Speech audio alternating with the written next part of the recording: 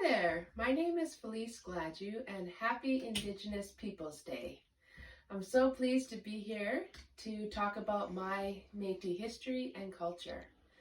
My husband and I and our two children live here in Beaumont. We are an Indigenous family and there are many Indigenous families here in Beaumont.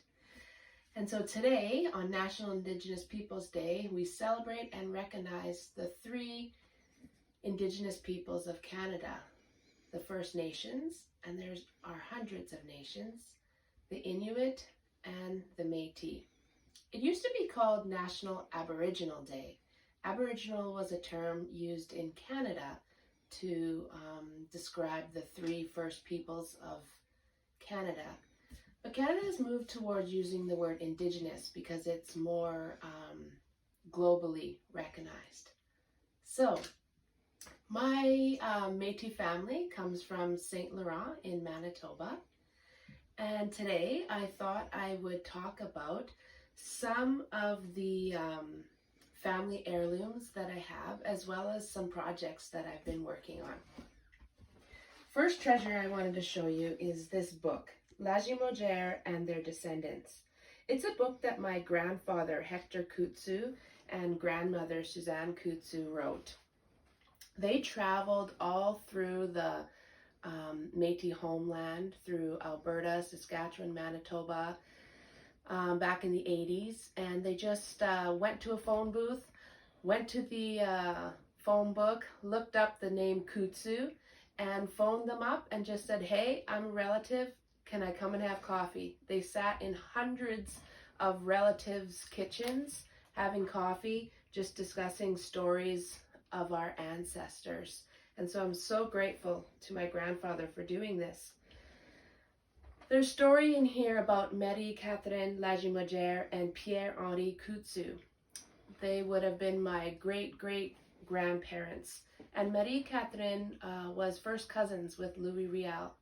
My grandfather owned a butcher shop in Red River, and he opened it in 1864. And Louis Riel was a good friend of the family, helped out in the butcher shop, and was often at the family farm. My great-grandfather was 12 years old when he attended the funeral of Louis Riel with his parents. Another family heirloom I wanted to show you was this wall pocket. So Métis people are known as the flower beadwork people. And this particular piece is not beadwork, but the flower design is still there with the quills. So it's a wall pocket, I'm assuming made out of deer leather, lined with rabbit fur, and then the flowers are quill. It hung in my great-grandfather's house, probably by the stove, where they would have put matches in it.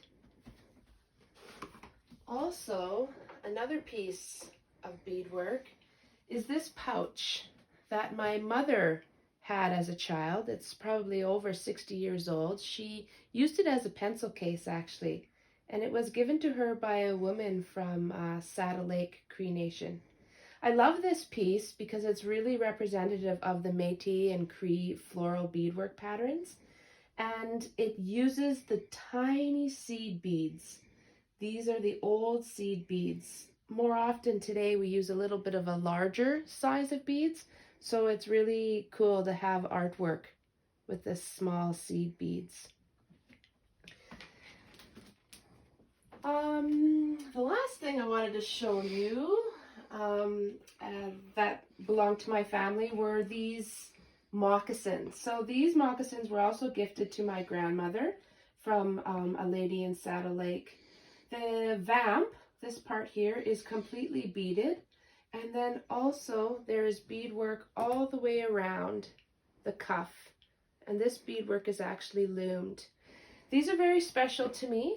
As grandchildren, we used to go to her house and fight over who would wear them, and eventually I got them. About 20 years ago, I got really interested in my Métis history and culture, and my husband and I, we traveled across the Métis homeland, and I learned how to do the Red River Jig, which is the unofficial national anthem of the Métis Nation.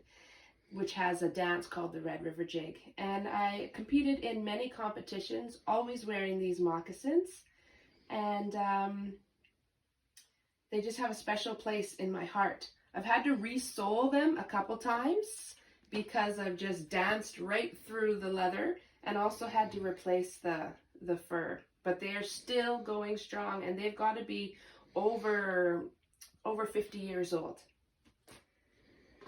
So lately I've gotten back into beading, and I've been learning from a Métis elder named Joyce Beaver. And under her guidance, she helped me make these duck boots for my husband. So I did all the leather work and the bead work. What I'm finding to be the most challenging is this area here, which is called puckering. So that's something I've been practicing a lot. I've also started to really enjoy making pouches, beaded and embroidered pouches. This is the first one I made at the John Arcan Fiddle Festival. John Arcan is the master of the Métis fiddle. And at his festival, he has these craft sessions. So I learned from some Métis elders Métis embroidery, which was also very traditional. This is more of the traditional style here. This pouch I made for my husband. And then also I made this beaded pouch. So I'm having lots of fun with different mediums. I'm also been trying to experiment with different designs of beaded poppies. So I've been having fun with that as well. Last fall, I wrote a children's story called My Boy Hector, and it's about a little Métis boy who wants to grow up to be just like his strong, brave voyageur father. And I named the character Hector after my grandfather. So that's a little bit about me. As I said, I live here in Beaumont. If you ever see me around town, just say hi. You might see me at the library doing a workshop, or giving my Métis Alive cultural experiences in the schools. Oh, I forgot one exciting piece. Oh my. So just recently, a friend asked me to fix up the beadwork on this jacket that he received in the 50s. And he said that I could just take out all the bead work and just start over again. But as I looked at this piece and looked at the intricacy of the patterns, and knowing how long it takes to do beadwork, something like this is just a half hour for a petal like that, I was like, no way can I rip this out. This is history. This is somebody's story. And so instead of ripping it out, I've decided just to add to it and to restore the parts, reinforce the parts that are still good. But as I examined this, because everybody's beading style is different, so I examined it to see how the stitches went. I was so pleased to see what we call a spirit bead. If you look in this flower here, you will see a bead that is a completely different color than the rest of the pattern. We call that a spirit bead. It is right here. It's that little green bead there. And that was put there intentionally by the artist. And what it means is that the artist is saying, I am not perfect. The only perfect person is Creator, our God. And it was so cool to see this because I've read about it and heard about it, but hadn't actually seen it on a pattern. So there's another one here as well. So this is a project that I'll be working on. I'll be filling in the pieces that have been missed, but I will definitely just be reinforcing this beautiful artwork to keep it alive and just add to its story. So yeah, thanks so much for joining, and I hope you get a chance to experience the vibrant and lively cultures of the Indigenous peoples of Canada.